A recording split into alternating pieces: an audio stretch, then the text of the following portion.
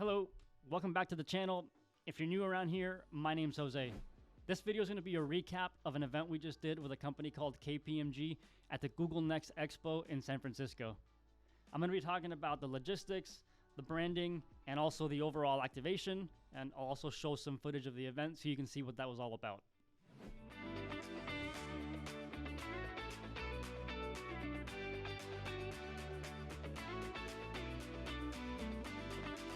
Starting off with the massive branding exercise that this was, usually when we work with big corporations like this, there's a lot of brand focus that goes into this. So they usually send us a brand guide and we go from there. We have to pay a lot of attention to fonts, colors, just the overall aesthetic so that we can take that and then we can start working on vehicle liveries.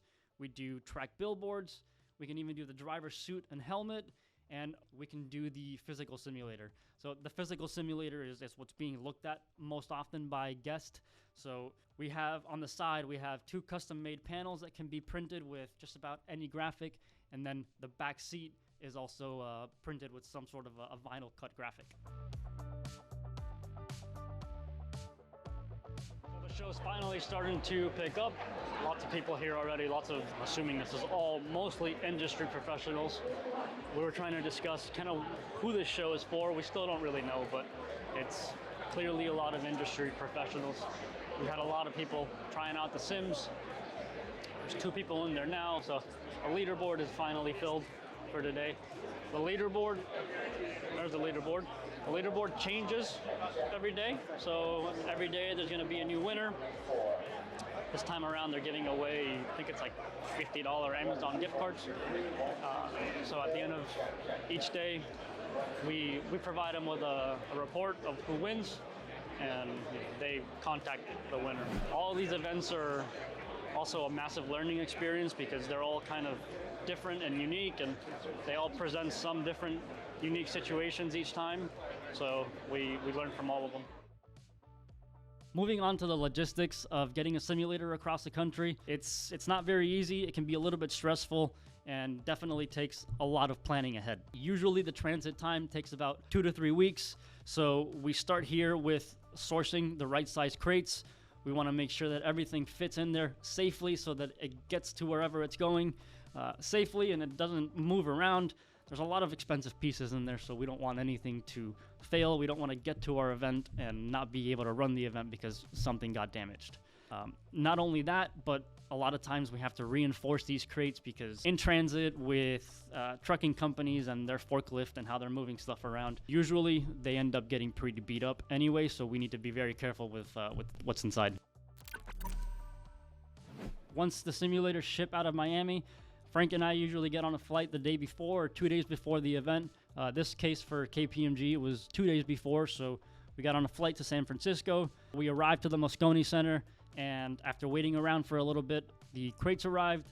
We started getting everything unloaded, and we started getting the activation all set up. This event, although it didn't require all of our equipment, it still required 2 simulators, 2 ultra-wide monitors, our production PC, our registration kiosk, and all of the supporting equipment for the registration kiosk and all of the leaderboard and timing and scoring systems.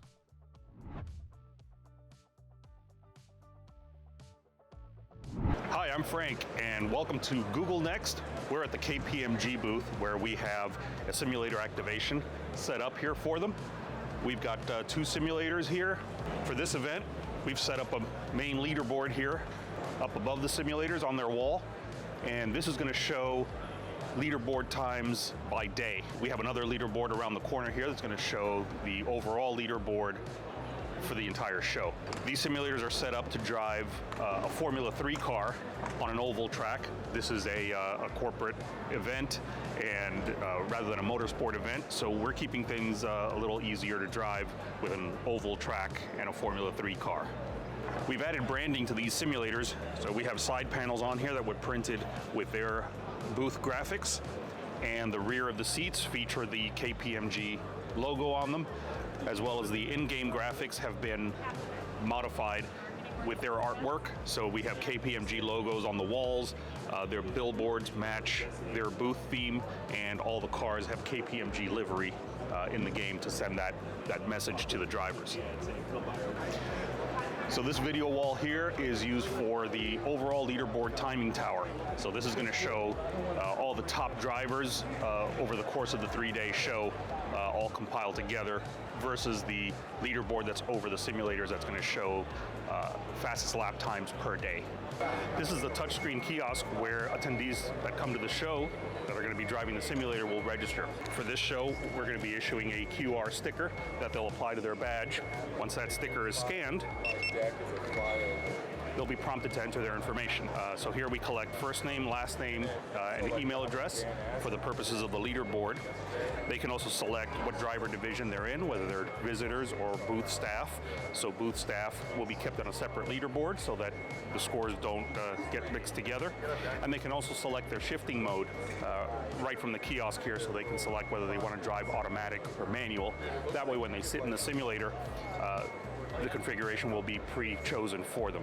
Once a driver enters their information, they'll hit submit. It'll be entered into our software, and once they sit at a simulator, we'll be able to scan them again anytime that they drive and know exactly what laps they're driving at what times. So this is a simulator we've set up for the KPMG booth here at Google Cloud Next conference. It features a 49-inch ultra-wide curved display. We have a belt drive steering base, force feedback base with a formula style steering wheel that's been customized, and any branding has been removed to make it generic for various clients.